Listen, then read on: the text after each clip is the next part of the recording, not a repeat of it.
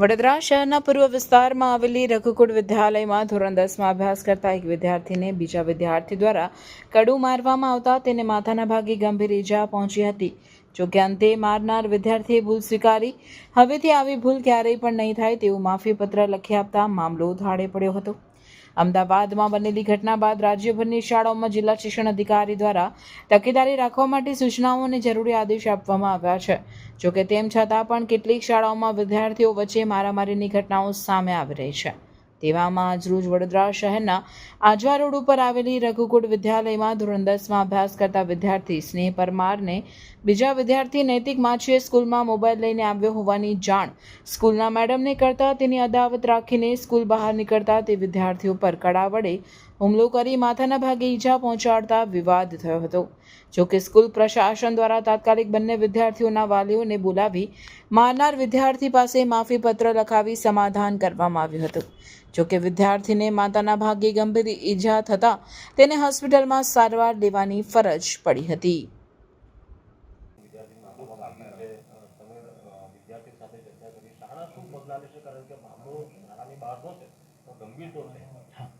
એટલે સાહેબ એવું છે કે શાળાની બહાર સ્કૂલ છૂટ્યા પછી બે વિદ્યાર્થીઓ વચ્ચે ઝપાઝપી થઈ અને એક વિદ્યાર્થીને બીજા વિદ્યાર્થી દ્વારા જે વાગ્યું એમાં લોહીની ટસર ફૂટી હતી.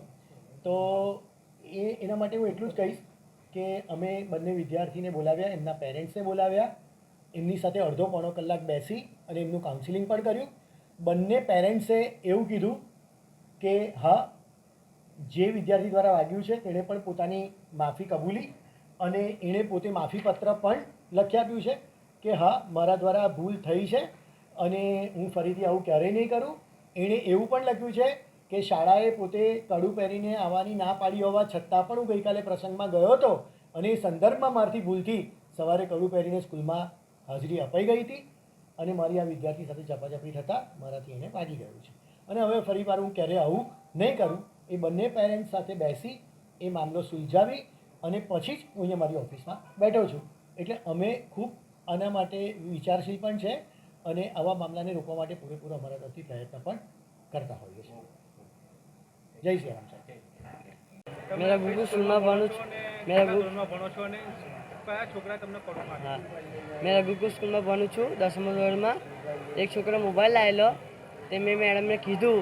એનો ભાઈબંધ મને એવું કહે છે કે કમ તું મેડમને કીધું એ કારણે બહાર મને માર્યું, કડું માર્યું. જેને કડું માર્યું છે એ છોકરાનું શું નામ? નૈતિક માછી. બરાબર. અને તમારા જે ક્લાસ ટીચર છે એમને છોકરા પર કંઈ એક્શન જેવું કંઈ હા લીધું, ફોન કરીને બોલાવી લીધા અહીંયાથી વાલી.